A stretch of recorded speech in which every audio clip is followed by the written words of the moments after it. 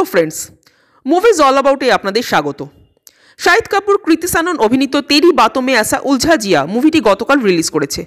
মুভির গল্প সম্পর্কে যদি বলি তো শাহিদ কাপুর একটি মেয়েকে ভালোবেসে ফেলেও পরে জানতে পারে যে আসলে মেয়েটি কোনো মানুষই নয়, বরং একটি রোবট। কিন্তু সেটা জানার পরেও তার মেয়েটির প্রতি ফিলিংস কমে তো নাই, উল্টে সেই মেয়েটিকে বিয়ে করার অর্থাৎ সেই রোবটটিকে বিয়ে করার সিদ্ধান্ত নেয়। তো সত্যি কি এই বিয়েটা হবে? তাদের এই সম্পর্কের পরিণতি কী, এই নিয়েই ছবির গল্প। রোবট আর মানুষের সম্পর্ক নিয়ে মুভি কিন্তু আগেও হয়েছে, যেমন রোবট মুভিটিতেও কিন্তু মানুষ আর রোবটের একটা লাভ অ্যাঙ্গেল দেখানোর চেষ্টা করা হয়েছিল। যদিও ওটা একটা অ্যাকশন মুভি ছিল এবং রোবটকে ভুলভালভাবে ইউজ করলে তা কতটা মারাত্মক হয়ে উঠতে পারে সেটাই কিন্তু সেখানে দেখানো হয়েছিল। কিন্তু এখানে রোবটকে মানুষের কতটা কাছাকাছি আনা যেতে পারে, উন্নত প্রযুক্তির দ্বারা একটা রোবটকে কিভাবে একটা পারফেক্ট মানুষের মতো তৈরি করা যেতে পারে সেটাই দেখানো হয়েছে। আর সেটা দেখাতে গিয়ে মুভিটাকে একটা টিপিক্যাল লাভ স্টোরি বা বলা যায় একটা টিপিক্যাল ফ্যামিলি ড্রামা বানিয়ে ফেলেছে, যেখানে কমেডিটাই সর্বেসর্বা, ইমোশনটা বড্ড কম, গল্পের বাঁধুনিটা বড়ই ফ্ল্যাট। এটাকে পুরোপুরি কমেডি মুভি না করে যদি একটা ইমোশনাল লাভ স্টোরি বানাতো আর তার সাথে মুভিটার মধ্যে রোবট সম্পর্কে আরও কিছু ইনফরমেশন যদি অ্যাড করা যেত, তবে কিন্তু এই মুভিটা একটা কম্প্যাক্ট মুভি তৈরি হতো।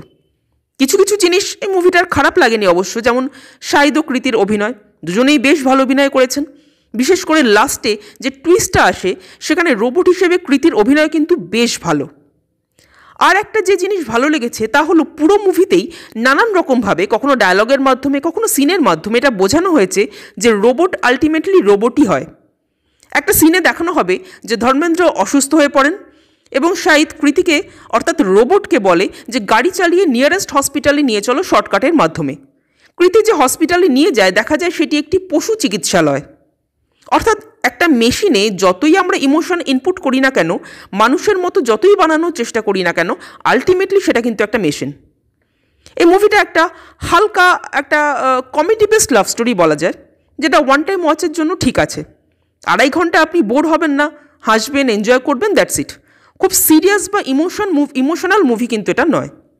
আমার এই মুভিটা মোটামুটি লেগেছে, খুব ভালো বলবো না, তবে খুব একটা খারাপও লাগেনি। আপনারা যারা মুভিটা দেখেছেন তাদের কার কেমন লাগলো জানাবেন। আর আমাদের ভিডিও ভালো লেগে থাকলে প্লিজ লাইক, শেয়ার ও সাবস্ক্রাইব করতে ভুলবেন না। Thank you.